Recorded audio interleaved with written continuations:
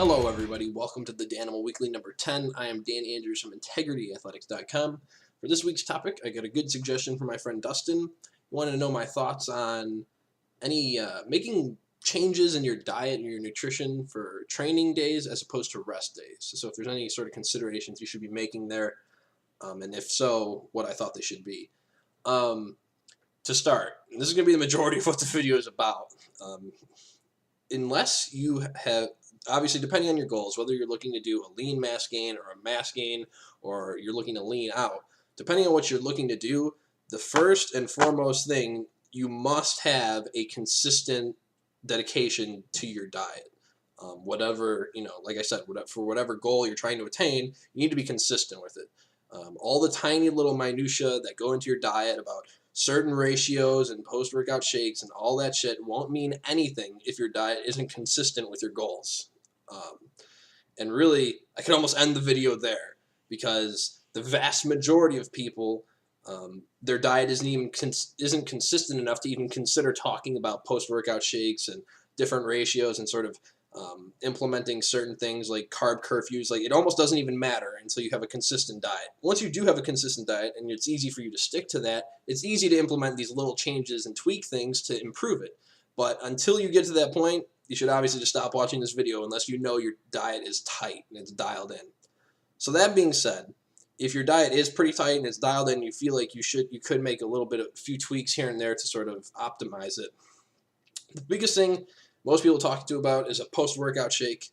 And there's a general rule of thumb, post-workout shakes. Most people will say it should be a 3-to-1 ratio carbs to protein. You want a carb that's high on the glycemic index. It's going to metabolize quickly.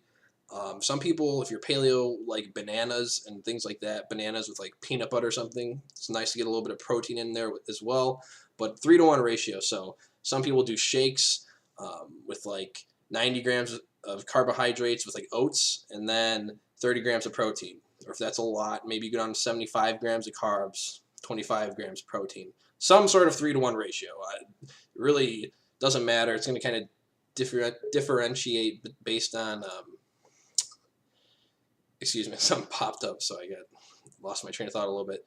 So it's obviously going to depend on like how big you are and kind of like when you're training, like how big a meal and shake or a post-workout thing you can kind of do. But 3-to-1 is the general ratio we like to shoot for post-workout shakes or meals or whatever. Like I said, the shakes are good with oats or like waxy maize, and then some whey protein, or like I said, paleo crowd, bananas, any sort of fruit. You can get some protein in there with some like nuts. It would work just good.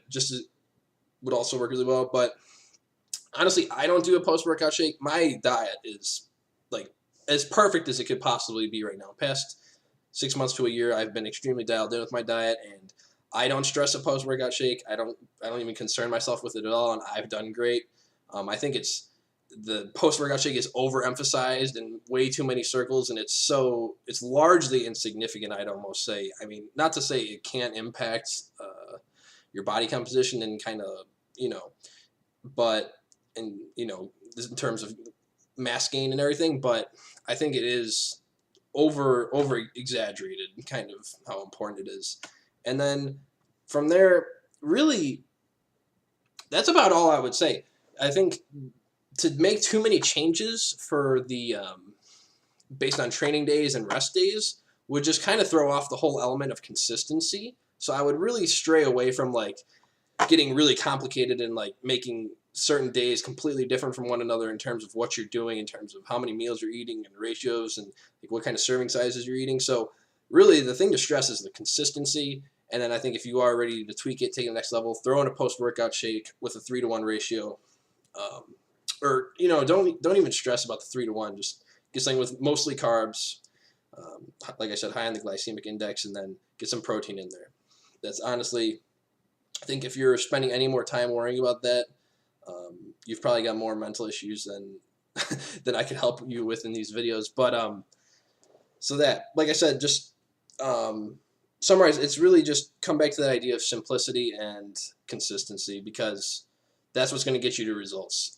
The one post-workout shake once a day that you happen to remember, it's not gonna It's like Johnny Payne says, it's going to be a drop in the bucket in the end. So don't stress it. Just make sure your diet's really consistent. And if you're ready for it, throw in the post-workout shake 3-to-1 ratio. Thanks, guys. This is Danimal Weekly number 10. Stay tuned for the article that's coming out in a few days for this week. I got a lot of great feedback on the Adderall video I did. I'm glad some of you guys really enjoyed that. Brought some things to light. That was cool. I also got a great response on the Get Inspired article. So go check that out if you haven't. Everybody have a great week. Peace out. She said goodbye.